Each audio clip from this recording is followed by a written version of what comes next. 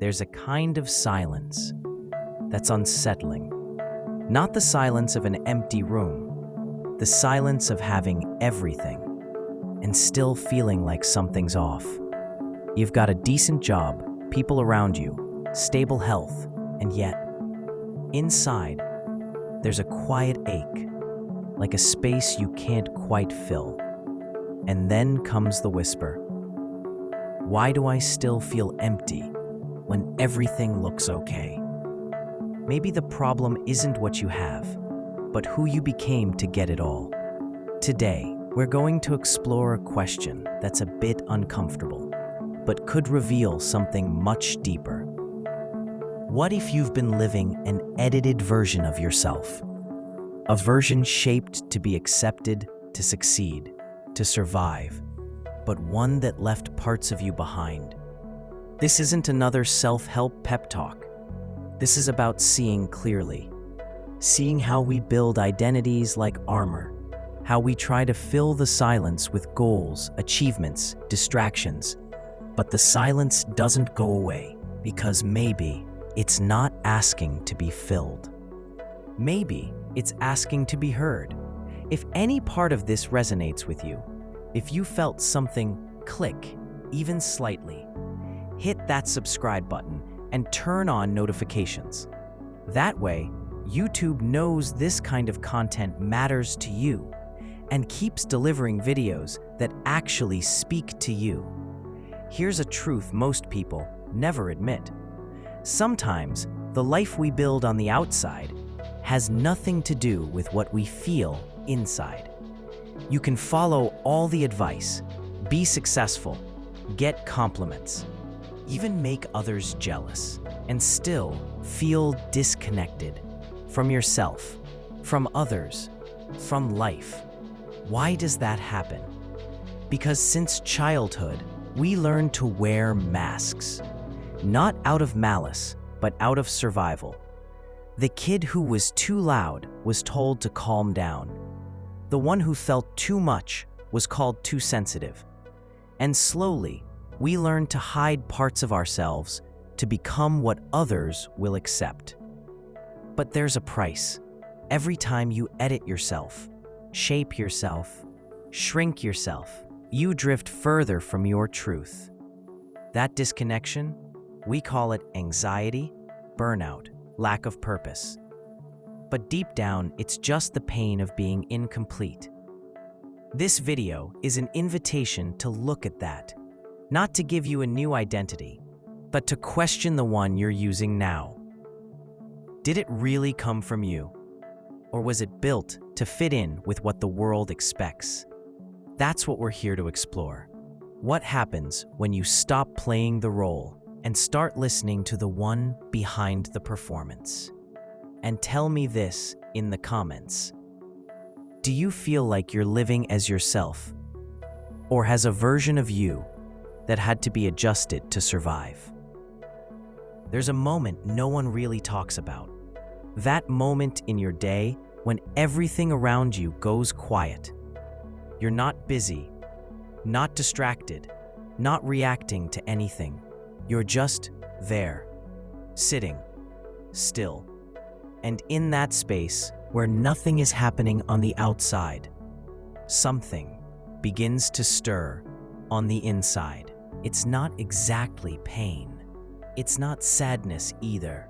It's more like a quiet restlessness, a discomfort that's hard to name, as if something is out of place, except that something is you.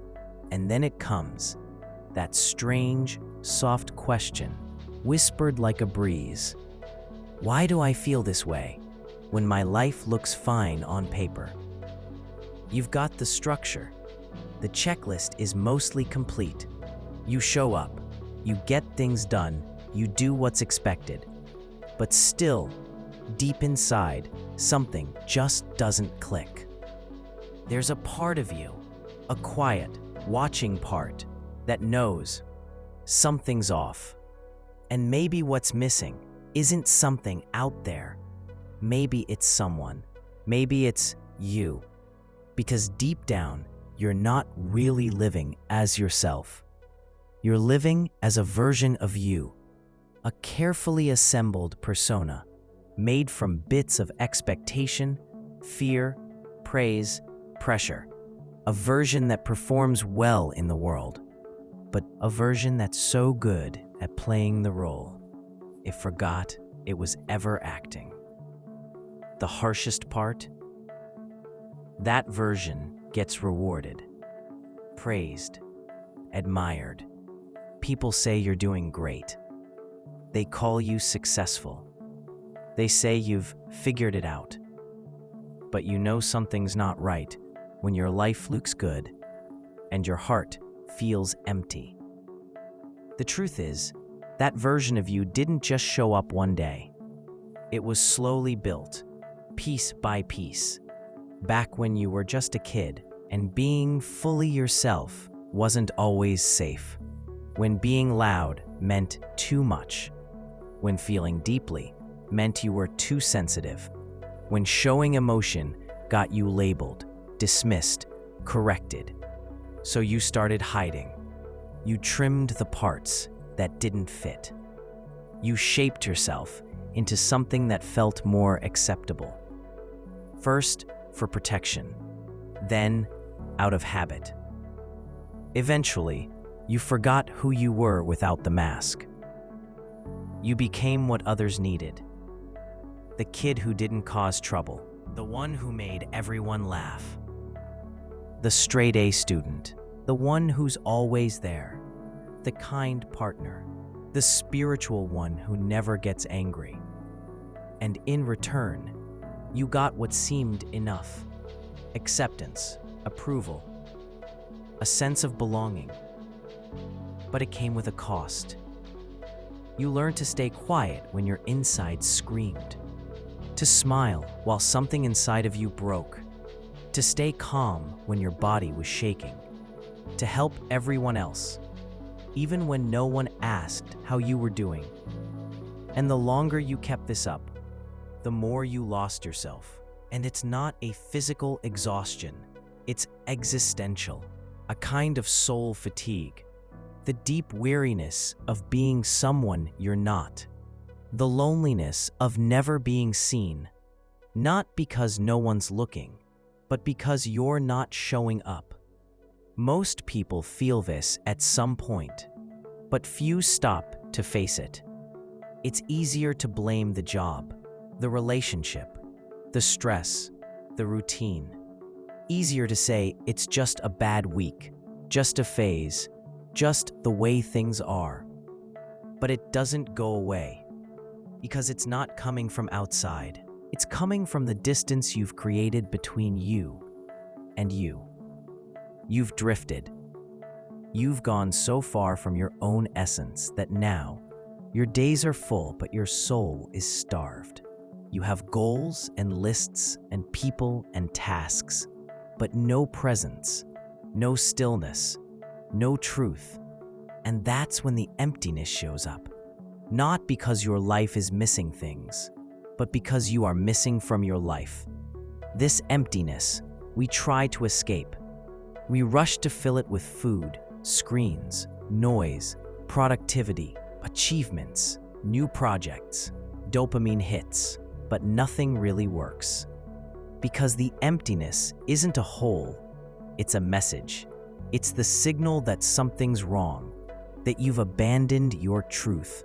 It's the fire alarm going off, telling you the house is still standing, but the home is gone.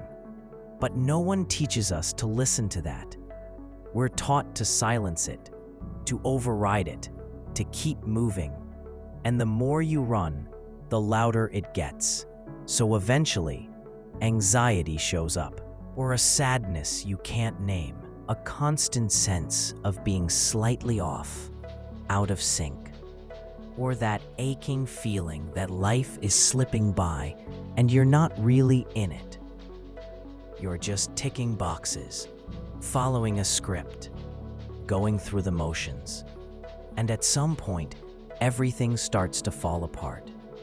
You feel like you're losing control. But the truth is, it's not a breakdown. It's your mask breaking open. And that's not failure. That's grace. Because when the performance cracks, the real you begins to surface. The presence that was waiting quietly all these years starts to whisper, "Hey, remember me?" But coming back to yourself is never easy. At first, it hurts, because to return, you have to face what you've hidden. All the anger you swallowed, the tears you never cried, the dreams you forgot, the parts of you that went quiet just to survive. It's like opening a room that's been locked for years. The air is heavy. The mess is overwhelming. But only there can you reclaim what you lost. And reclaiming doesn't mean fixing. It means seeing, feeling, holding, being with. And yeah, that stings at first, but it frees you. Because finally, you're feeling something real. And from there, something shifts. You slow down. You breathe differently. You listen inward. You realize not every thought deserves your energy. Not every urgency is real. Not every expectation needs to be fulfilled. For the first time in a long time, you choose. You say no. You set boundaries. You pause before reacting. You stop running and return to your body, to this breath, to this moment. And slowly, something else happens. You stop fearing the emptiness. You stop trying to fill it. Because now, you understand it. You see it for what it is. Not your enemy, but your invitation. An invitation to come home. To stop abandoning yourself to be liked. To stop performing just to be safe. To stop disappearing, just celebrate the edited version of you. But over time, you realize none of it matters if you have to disappear to make it work. So you choose something radical.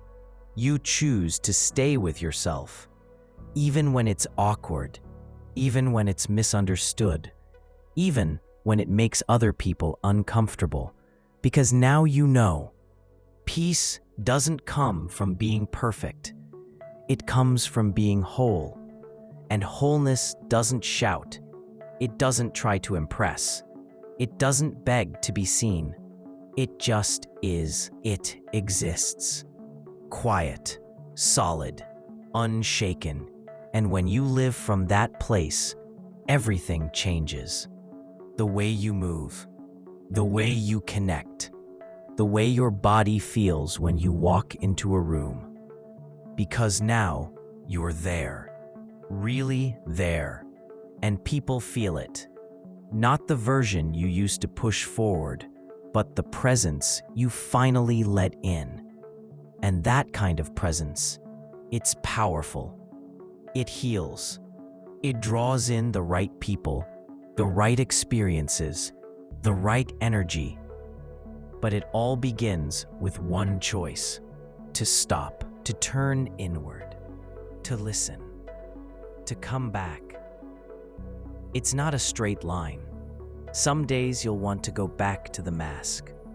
Some days you'll miss the old comfort of pretending. But every time you pause instead of rushing, every time you choose truth over approval, every time you honor your body, your breath, your rhythm, you're coming home. And maybe, just maybe, that's what all of this was about from the start. There's a point in the journey where you stop trying to escape pain and start walking with it. Not because you've become stronger or wiser or more enlightened, but because after running in circles for so long, you realize that avoiding it hurts more than feeling it. And that's when something begins to shift. You stop resisting. You stop fighting the uncomfortable, messy, imperfect parts. And you begin to see that, right there, exactly where it hurts, is the doorway to what you've been looking for. Most of us were taught that pain has to be fixed, that it's a problem to be solved, that we need to heal it, manage it, overcome it. But no one ever tells us that pain can also just be felt, without rushing it, without judging it, without turning it into a project. And when you do that, when you finally allow pain to exist just as it is, something begins to change.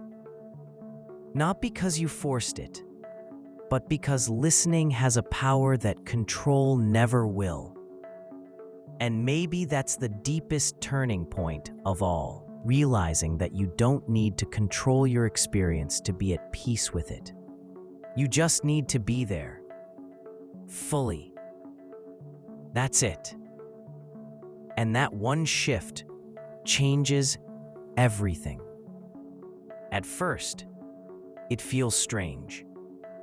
You feel a hard emotion rising, maybe a tight chest, a lump in the throat, a burning in your stomach, and the mind instantly wants to react, to label it, escape it, fix it, explain it, blame it. But if you take a breath and stay, just stay, something subtle begins to happen. The feeling that seemed so heavy and solid begins to move, to unravel, to soften. And beneath it, there's something else, something still, something steady, a presence that sees everything without being pulled into anything. It's like discovering a quiet room inside you that chaos has never touched. A space that was always there, but only becomes visible when you finally stop running. And in that space, everything slows down. The urgency disappears. The mental noise fades. Your body relaxes. And you realize you don't need anything more to simply be. This doesn't mean the problems vanish. Life keeps happening. The world doesn't change just because you've become more aware. But you change. And when you change, the way you move through life changes too. Because now, you're no longer reacting on autopilot. You're responding with clarity, with softness, with truth. Before, the mind dictated the rhythm. It told you how to feel, what to fear, what to chase. It filled your days with urgency, comparison, overthinking, and you believed it.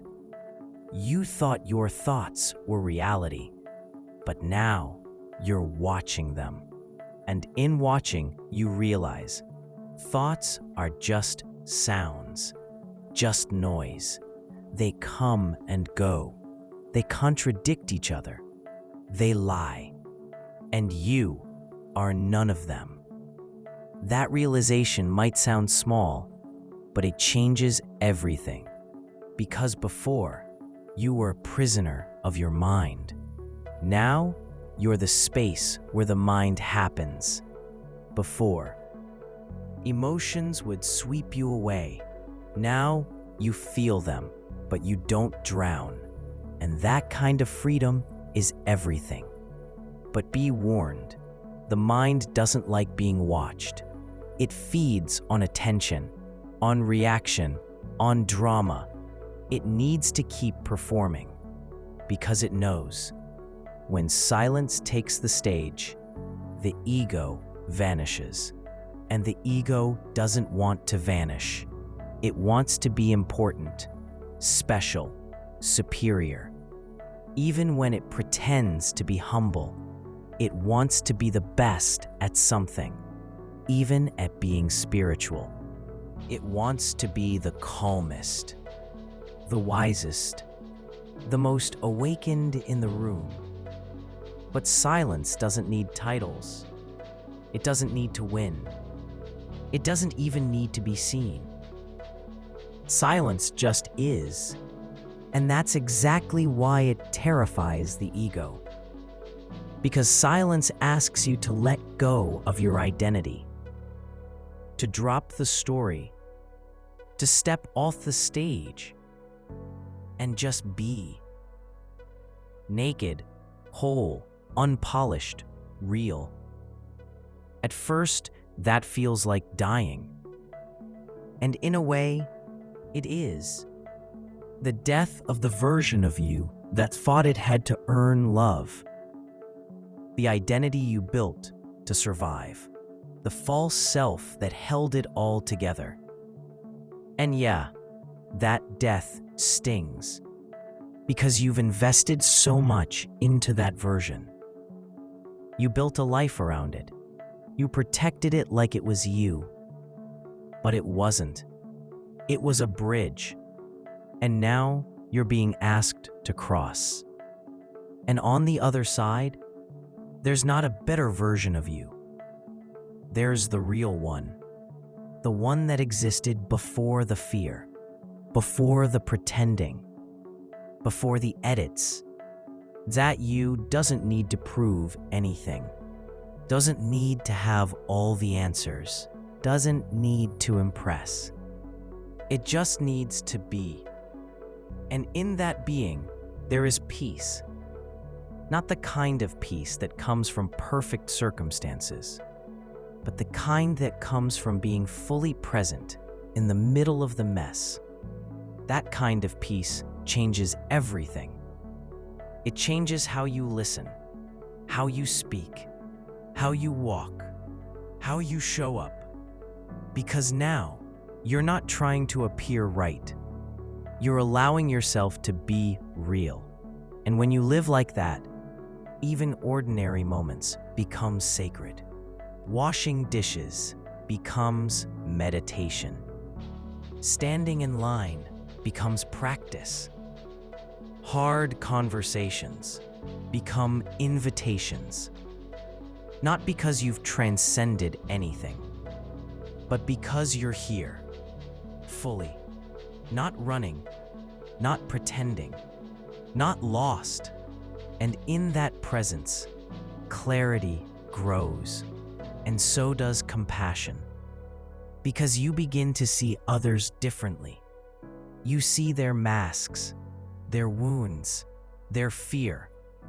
You recognize that they, too, are trying to find their way. And judgment softens. Competition dissolves. You stop needing to be right, or better, or understood. You start offering space, not as a tactic, but as a natural extension of who you are when you're not performing. And in that space, relationships shift. They stop being battlegrounds for the ego to win and become containers where the soul can breathe. You start expressing what you feel, not to manipulate, not to fix, but to share. You start listening, not to argue, not to prepare a response, but to understand. You begin to value peace more than power, wholeness more than being right. And wholeness is powerful. It doesn't defend, it doesn't posture, it doesn't prove, it just is. And because of that, it transforms everything around it. But don't mistake this for perfection. You'll still feel anger. You'll still feel fear. You'll still fall. But now, you see. And seeing changes everything. Because when you see, you can choose. And choosing is freedom. Freedom from the old reaction, from the old pattern, from the old story. And that freedom doesn't come from books, or teachers, or techniques. It comes from here, now, from the part of you that is already awake, just waiting to be remembered. And maybe remembering that is what waking up really means. Not floating through life, not achieving enlightenment, not ascending into some unreachable bliss, but coming back, again and again, to yourself, to this moment, to the only place where peace ever truly lives. Something interesting begins to happen when you live this way.